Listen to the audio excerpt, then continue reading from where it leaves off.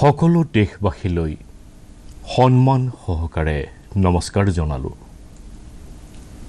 কৰোনাৰ সংক্ৰমণৰ সৈতে বিশ্বই যুঁজ দিয়া এতিয়া 4 মাহতকৈও অধিক সময় হ'ল। এই সময়ছোৱাত বিভিন্ন দেশৰ 42 লাখতকৈও অধিক লোক কৰোনাৰ দ্বাৰা সংক্ৰমিত হৈছে। প্ৰায় 2.5 লাখতকৈ অধিক লোকৰ মৃত্যু হৈছে। ভাৰতবৰ্ষতো মানুহে নিজৰ বহুতো আত্মীয়ক হেৰুৱাইছে। মই সকলোৰে প্ৰতি মোৰ সমবেদনা ব্যক্ত কৰিছোঁ। বন্ধুসকল, এটা ভাইৰাছে সমগ্ৰ বিশ্বক ত্ৰাহি মধুসূদন দেখুৱাইছে।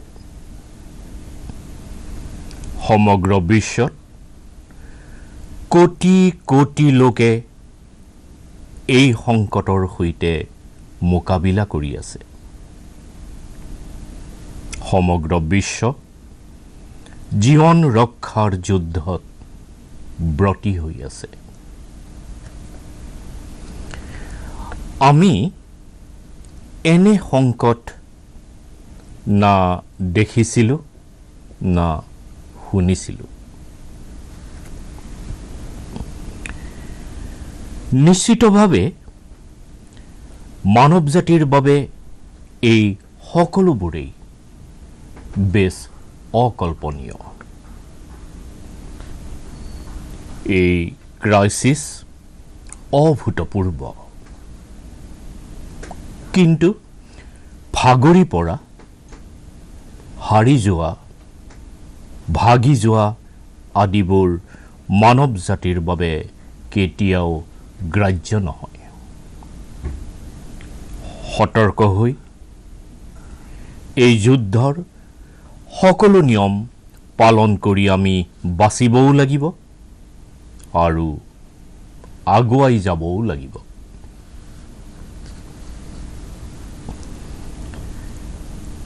আজি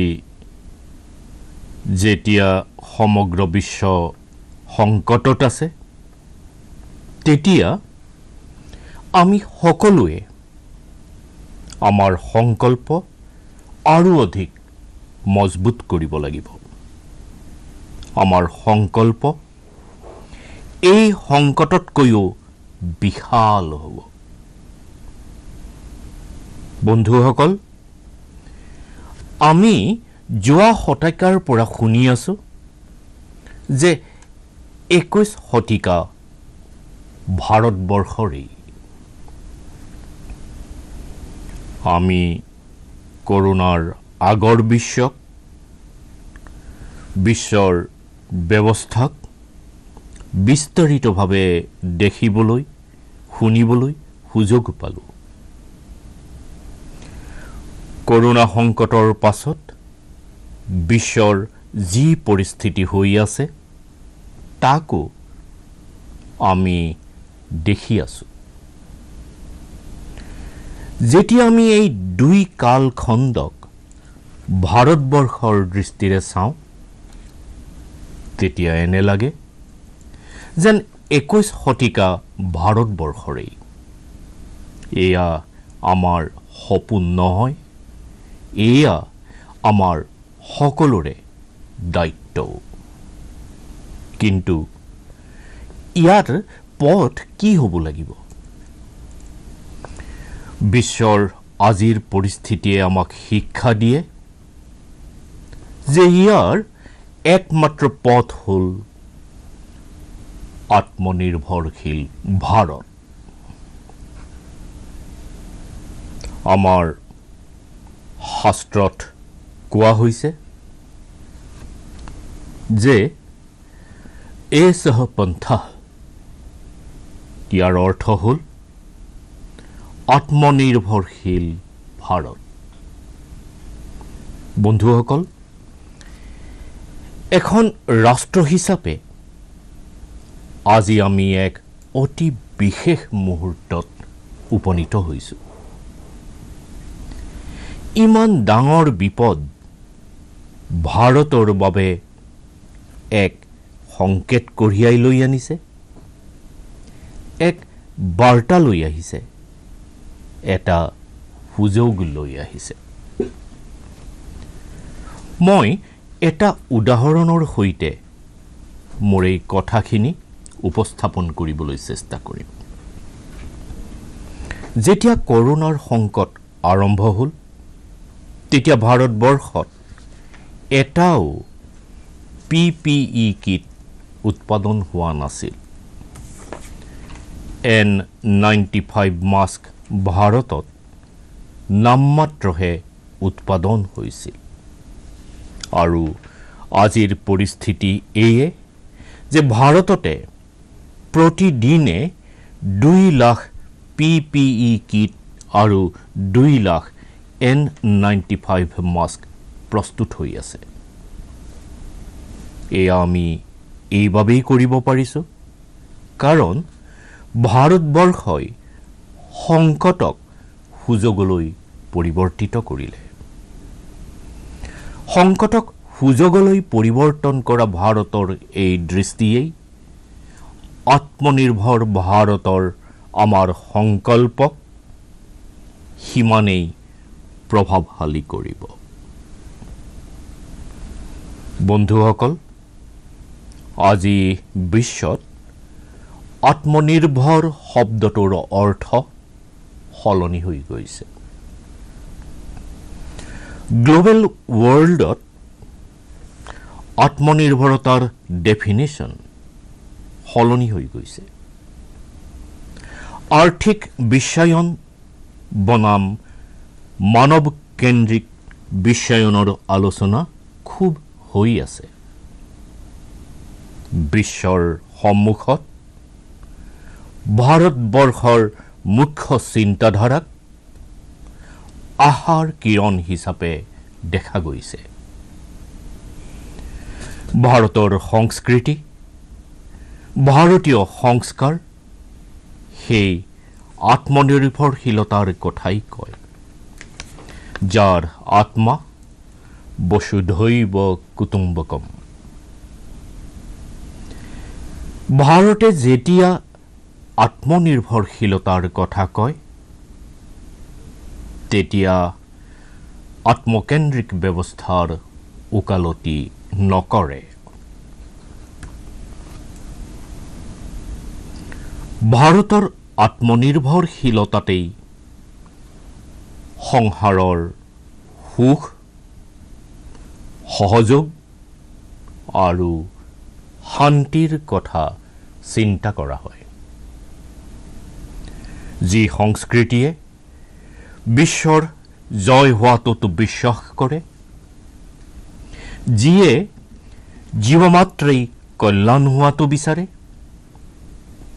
যিয়ে সমগ্ৰ বিশ্বতেই পৰিয়ালৰূপে গণ্য কৰে, যিয়ে নিজৰ আস্থাত মাতা ভূমি পুত্ৰ অহম পৃথিৱ্যৰ চিন্তা কৰে, যিয়ে পৃথিৱীক মাতৃজ্ঞান কৰে, সেই সংস্কৃতি, সেই ভাৰতভূমি যেতিয়া আত্মনিৰ্ভৰশীল হয়, তেতিয়া তাৰ পৰা এক সুখী সমৃদ্ধিশালী বিশ্বৰ সম্ভাৱনা সুনিশ্চিত হয়।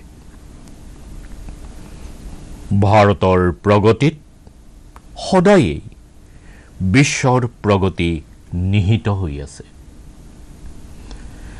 ভাৰতৰ লক্ষ্যসমূহৰ প্ৰভাৱ, ভাৰতৰ কামৰ প্ৰভাৱ বিশ্বৰ কল্যাণৰ ওপৰতো পৰে। যেতিয়া ভাৰত মুকলিত মল ত্যাগ কৰা অভ্যাসৰ পৰা মুক্ত হয়, তেতিয়া সমগ্ৰ বিশ্বৰ চিত্ৰখনেই সলনি হয়। টিবি হওক, অপুষ্টি হওক, পলিঅ' হওক, ভাৰতৰ অভিযানসমূহৰ প্ৰভাৱ সমগ্ৰ বিশ্বতেই পৰে। ইণ্টাৰনেশ্যনেল সোলাৰ এলায়েন্স গ্লোবেল ৱাৰ্মিঙৰ বিৰুদ্ধে ভাৰতৰ এক উপহাৰ। আন্তৰ্জাতিক যোগ দিৱসৰ প্ৰচেষ্টা মানৱ জীৱনক ষ্ট্ৰেছ মুক্ত কৰাবৰ বাবে ভাৰতবৰ্ষৰ এটা উপহাৰ।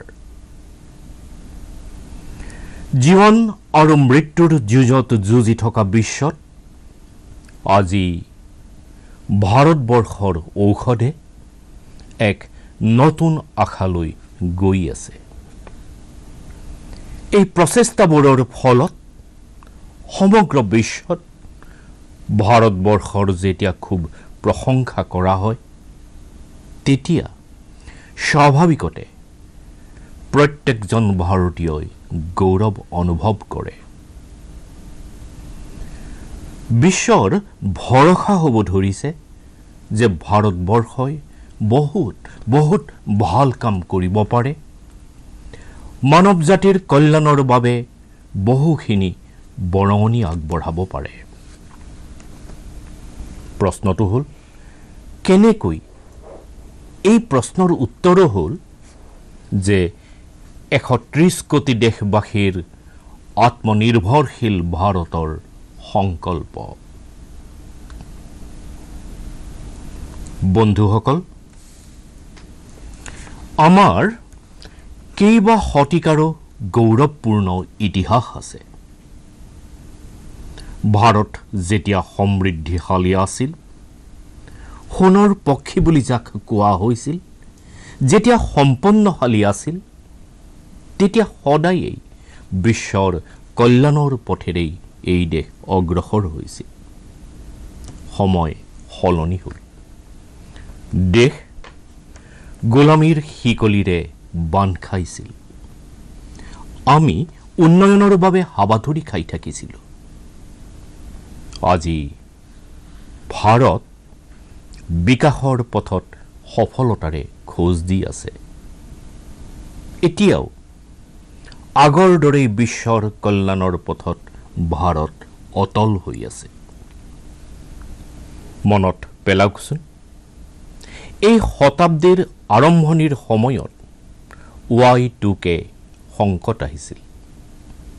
ভাৰতৰ প্ৰযুক্তি বিশেষজ্ঞসকলে বিশ্বক সেই সংকটৰ পৰা মুক্ত কৰিছিল। আজি আমাৰ লগত সুবিধা আছে, আমাৰ লগত সামৰ্থ্য আছে, আমাৰ লগত বিশ্বৰ আটাইতকৈ উৎকৃষ্ট প্ৰতিভা আছে। আমি বেষ্ট প্ৰডাক্টছ বনাম, আমাৰ কোৱালিটি আৰু উৎকৃষ্ট কৰিম, যোগান শৃংখল আৰু আধুনিক কৰিম। এয়া আমি কৰিব পাৰোঁ আৰু আমি নিশ্চয়কৈ কৰিম। বন্ধুসকল, মই নিজৰ চকুৰেই কচ্ছত হোৱা ভূমিকম্পৰ সেই দিনবোৰ দেখিছোঁ। সকলো ফালেই কেৱল ধ্বংসই ধ্বংসই। সকলোবোৰ বিধ্বস্ত হৈ গ'ল। সেই পৰিস্থিতিত কোনেও ভাবিব পৰা নাছিল যে পৰিস্থিতি কেতিয়াবা সলনি হ'ব। কিন্তু চাওঁতে চাওঁতে কচ্ছ ঠন ধৰি উঠিল, বিকশিত হ'ল, আগুৱাই যাবলৈ ধৰিলে। এয়াই আমাৰ ভাৰতবাসীৰ সংকল্প শক্তি। আমি পণ ল'লে কোনো লক্ষ্যই অসম্ভৱ নহ'ব, কোনো পথেই কঠিন নহ'ব। আৰু আজি ইচ্ছাও আছে, পথো আমাৰ প্ৰশস্ত হৈ আছে। এয়াই হ'ল ভাৰতবৰ্ষক আত্মনিৰ্ভৰশীল কৰি তোলা। ভাৰতৰ সংকল্প শক্তি ইমানেই যে ভাৰত আত্মনিৰ্ভৰশীল হৈ উঠিব পাৰে। বন্ধুসকল, আত্মনিৰ্ভৰশীল ভাৰতৰ এই বিশাল অট্টালিকা 5টা মূল স্তম্ভৰ ওপৰত প্ৰতিষ্ঠিত হ'ব। প্ৰথম স্তম্ভ ইকনমি। এটা এনেকুৱা অৰ্থব্যৱস্থা যিয়ে ইনক্ৰিমেণ্টেল চেঞ্জেই নহয়, বৰঞ্চ কোৱাণ্টাম জাম্প আনিব পাৰে। দ্বিতীয় স্তম্ভ ইনফ্ৰাষ্ট্ৰাকচাৰ। এটা এনেকুৱা আন্তঃগাঁথনি যি আধুনিক ভাৰতৰ পৰিচয় হয়। তৃতীয় স্তম্ভ আমাৰ ছিষ্টেম। এটা এনেকুৱা ব্যৱস্থা যিয়ে বিগত শতাব্দীৰ ৰীতি নীতি নহয়, বৰঞ্চ 21 শতিকাৰ সপোনক বাস্তৱায়িত কৰিব পৰা টেকনলজি ড্ৰিভেন ব্যৱস্থাৰ ওপৰত আধাৰিত হ'ব। আৰু চতুৰ্থ স্তম্ভ আমাৰ ডেমোগ্ৰাফি। বিশ্বৰ সকলোতকৈ বৃহৎ গণতন্ত্ৰত আমাৰ ভাইব্ৰেণ্ট ডেমোগ্ৰাফিয়েই আমাৰ শক্তি। আত্মনিৰ্ভৰশীল ভাৰতৰ বাবে আমাৰ শক্তিৰ স্ৰোত। পঞ্চম স্তম্ভ ডিমাণ্ড। আমাৰ অৰ্থব্যৱস্থাত চাহিদা আৰু যোগান শৃংখলৰ যি ব্যৱস্থা, যি শক্তি, তাক পূৰ্ণ ক্ষমতাৰে প্ৰয়োগ কৰাৰ প্ৰয়োজন আছে। দেশত চাহিদা বৃদ্ধিৰ বাবে, চাহিদা পূৰণ কৰিবৰ বাবে আমাৰ যোগান শৃংখলৰে জড়িত প্ৰতিজন ষ্টেক হোল্ডাৰে শক্তিশালী হোৱাটো অতি প্ৰয়োজন।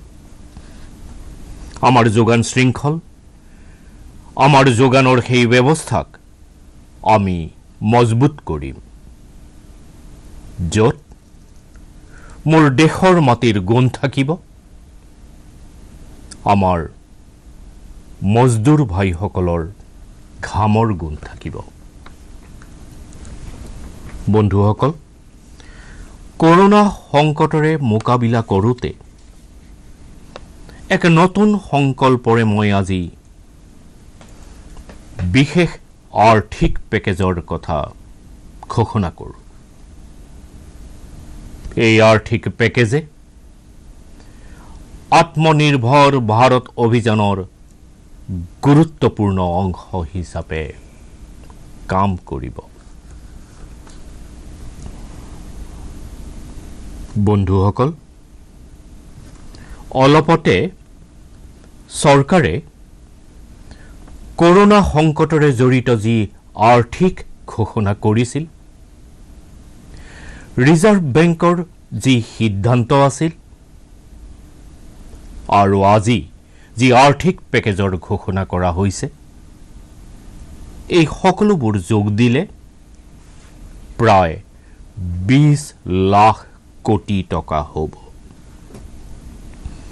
20 লাখ কোটি টকা। এই পেকেজ ভাৰতৰ GDPৰ প্ৰায় 10%। এই সকলোবোৰৰ জৰিয়তে দেশৰ বিভিন্ন স্তৰৰ লোকসকলৰ আৰ্থিক ব্যৱস্থাৰ অংশসমূহৰ 20 লাখ কোটি টকাৰ এক সম্বল লাভ হ'ব, সমৰ্থন পাব। 20 লাখ কোটি টকাৰ এই পেকেজে 2020 চনত দেশৰ বিকাশৰ যাত্ৰাক, আত্মনিৰ্ভৰ ভাৰতৰ অভিযানক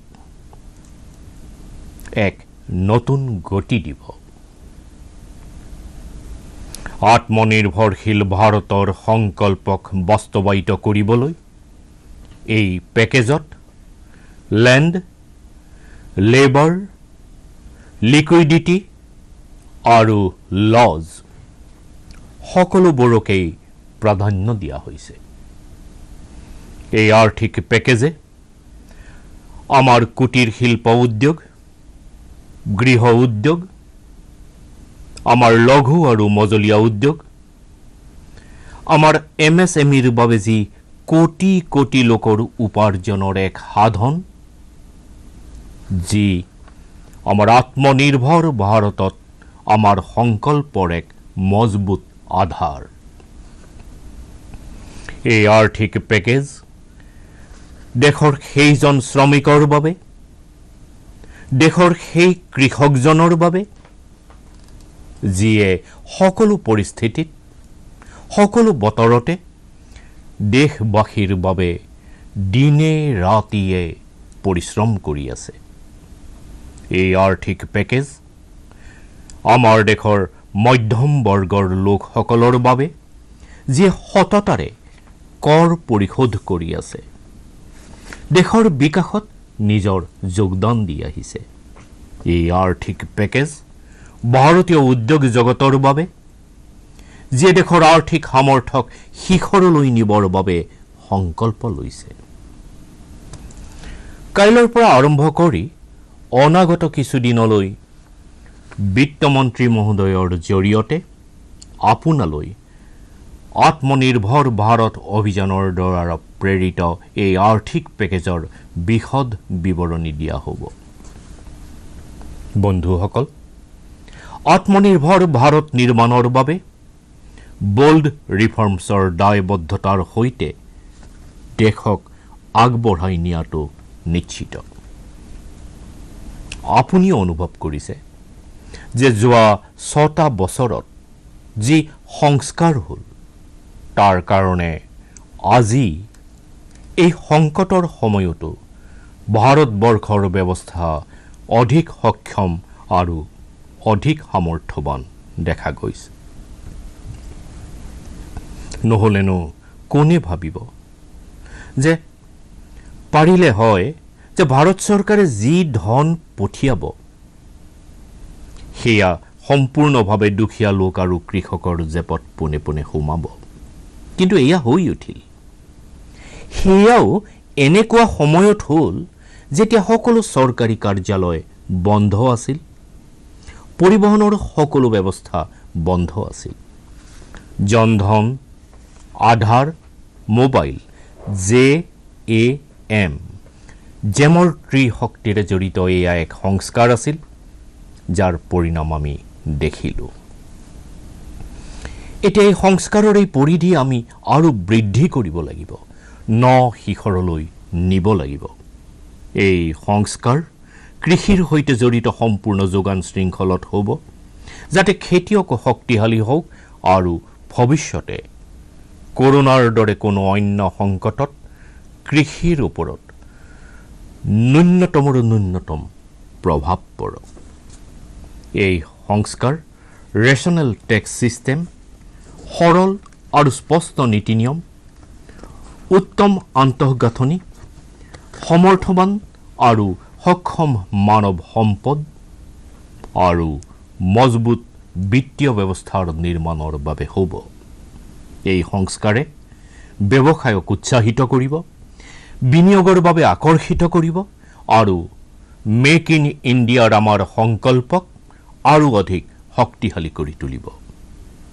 বন্ধুসকল, আত্মনিৰ্ভৰশীলতা, আত্মবল আৰু আত্মবিশ্বাসৰ বলতেই সম্ভৱ হৈ উঠিব। আত্মনিৰ্ভৰশীলতাই বিশ্বব্যাপী যোগান শৃংখলৰ কঠিন প্ৰতিযোগিতাটো দেশক তৈয়াৰ কৰি তোলে। আৰু আজি এই সময়ৰ আহ্বান যে সকলো প্ৰতিযোগিতাতে ভাৰত বিজয়ী হওক, বিশ্বব্যাপী যোগান শৃংখলত ডাঙৰ ভূমিকা পালন কৰক। ইয়াকেই চিন্তা কৰি আৰ্থিক পেকেজত অন্য বহুত ব্যৱস্থা কৰা হৈছে। ইয়াৰ ফলত আমাৰ সকলো ক্ষেত্ৰৰে এফিচিয়েঞ্চি বাঢ়িব আৰু কোৱালিটিও সুনিশ্চিত হ'ব। বন্ধুসকল, এই সংকট ইমানেই ডাঙৰ যে বৃহৎ বৃহৎ ব্যৱস্থাও সোপাঢিলালৈ পৰিগণিত হৈছে। কিন্তু এই পৰিস্থিতিত আমাৰ দেশখনে আমাৰ দুখীয়া ভাই ভনীসকলৰ সংঘৰ্ষ শক্তি, তেওঁলোকৰ সংযম শক্তি দেখিবলৈ পাইছোঁ। বিশেষকৈ আমাৰ যিসকল পদপথৰ দাঁতিত দোকান দিয়া, ঠেলাত সামগ্ৰী বিক্ৰী কৰা আৰু ঘৰত কাম কৰা আমাৰ শ্ৰমিক বন্ধুসকল, তেওঁলোকেও এই সময়ছোৱাত বহু তপ কৰিছে, ত্যাগ কৰিছে। এনে কোন থাকিব পাৰে যিয়ে এওঁলোকৰ অনুপস্থিতি উপলব্ধি কৰা নাই? এতিয়া আমাৰ কৰ্তব্য হ'ল তেওঁলোকক শক্তিশালী কৰা, তেওঁলোকৰ আৰ্থিক মংগলৰ কাৰণে কিছু ডাঙৰ পদক্ষেপ লোৱাৰ। ইয়াক কেন্দ্ৰ কৰি দুখীয়া হওক, শ্ৰমিক হওক, প্ৰবাসী শ্ৰমিক হওক, পশুপালক হওক, আমাৰ মাছমৰীয়া বন্ধুসকল হওক, সংগঠিত বা অসংগঠিত খণ্ডই হওক, সকলো খণ্ডৰ বাবেই আৰ্থিক পেকেজত কিছু বিশেষ সিদ্ধান্তৰ ঘোষণা কৰা হ'ব। বন্ধুসকল, কৰোনা সংকটে আমাক local manufacturing, local market, local supply চেইনৰ গুৰুত্বও বুজাই দিছে। সংকটৰ সময়ত এই লোকেলেই আমাৰ চাহিদা পূৰণ কৰিছে, আমাক এই লোকেলেই ৰক্ষা কৰিছে। লোকেল কেৱল প্ৰয়োজনেই নহয়, আমাৰ দায়িত্ব। সময়ে আমাক শিক্ষা দিছে যে লোকেলক আমি আমাৰ জীৱনৰ মন্ত্ৰ বনাবই লাগিব। আপুনি আজি যি গ্লোবেল ব্ৰেণ্ডছ দেখিছে, সেয়াও কেতিয়াবা একেবাৰেই লোকেল আছিল। যেতিয়া তাৰ লোকসকলে ইয়াৰ ব্যৱহাৰ আৰম্ভ কৰিলে, ইয়াৰ প্ৰচাৰ আৰম্ভ কৰিলে, ইয়াৰ ব্ৰেণ্ডিং কৰিলে, ইয়াক লৈ গৰ্ব কৰিলে, তেতিয়া সেই প্ৰডাক্ট লোকেলৰ পৰা গ্লোবেল হৈ উঠিল। সেইকাৰণে আজিৰ পৰা প্ৰতিজন ভাৰতবাসীয়ে নিজৰ লোকেলক লৈ ভোকেল হ'ব লাগিব। কেৱল লোকেল প্ৰডাক্টছ কিনিব লাগিব, গৰ্বৰ সৈতে ইয়াৰ প্ৰচাৰো কৰিব লাগিব।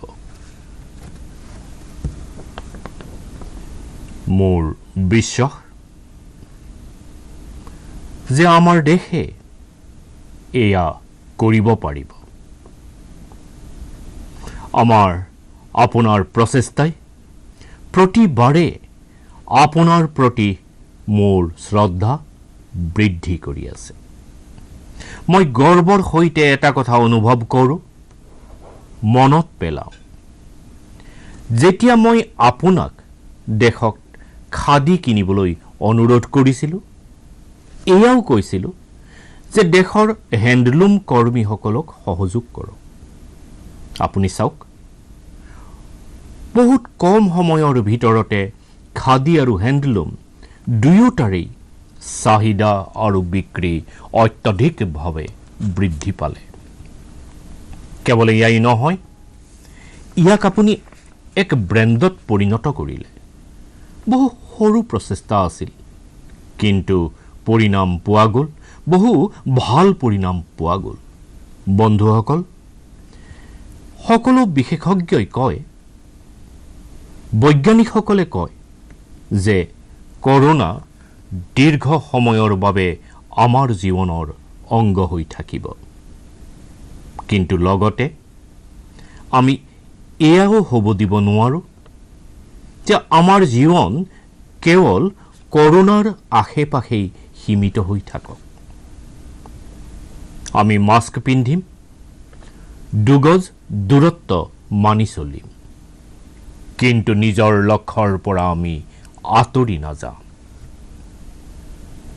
আৰু সেইবাবেই লকডাউনৰ চতুৰ্থ পৰ্যায় লকডাউন 4 সম্পূৰ্ণৰূপে নতুন ৰং ৰূপেৰে ভৰা হ'ব নতুন নিয়মেৰে হ'ব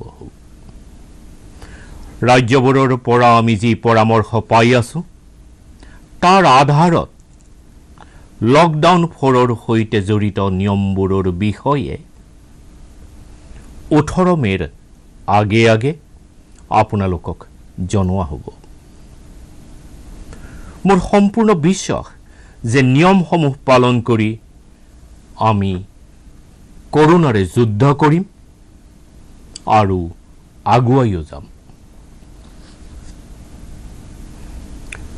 বন্ধুসকল আমাৰ ইয়াত কোৱা হয় যে সৰ্বম আত্মবশম সুখম অৰ্থাৎ যি আমাৰ বশীভূত যি আমাৰ নিয়ন্ত্ৰণত আছে সেয়াই সুখ আত্মনিৰ্ভৰশীলতাই আমাক সুখ আৰু সন্তুষ্টি দিয়াৰ লগে লগে শক্তিশালীও কৰি তোলে 21 শতিকাক ভাৰতৰ শতিকা হিচাপে পৰিগণিত কৰা আমাৰ দায়িত্ব আত্মনিৰ্ভৰশীল ভাৰতৰ পনেৰেই পূৰণ হ'ব এই দায়িত্বক 130 কোটি দেশবাসীৰ প্ৰাণ শক্তিয়েহে ইন্ধন যোগাব আত্মনিৰ্ভৰ ভাৰতৰ এই যুগ আমি ভাৰতবাসীসকলৰ বাবে এক নতুন পণ হ'ব আৰু নতুন পৰ্বও হ'ব এতিয়া এক নতুন প্ৰাণ শক্তিৰে নতুন সংকল্প শক্তিৰে আমি আগুৱাব লাগিব যেতিয়া চিন্তা চৰ্চা কৰ্তব্যবোধেৰে সমাহিত হ'ব কৰ্ম নিপুণতাৰ প্ৰয়াস হ'ব কাৰ্যকুশলতাৰ মূলধন হ'ব তেতিয়া আত্মনিৰ্ভৰশীল ভাৰত গঠন হোৱাত কোনে বাধা দিব পাৰে আমি ভাৰতক আত্মনিৰ্ভৰশীল ভাৰত হিচাপে গঢ়িব পাৰোঁ আমি ভাৰতক আত্মনিৰ্ভৰশীল কৰিয়েই তুলিম এই সংকল্পৰ সৈতে এই বিশ্বাসৰ সৈতে মই আপোনাক বহুত বহুত শুভকামনা জ্ঞাপন কৰিলোঁ আপুনি নিজৰ স্বাস্থ্যৰ নিজৰ পৰিয়ালৰ নিজৰ মিতিৰ কুটুমৰ যত্ন লওক বহুত বহুত ধন্যবাদ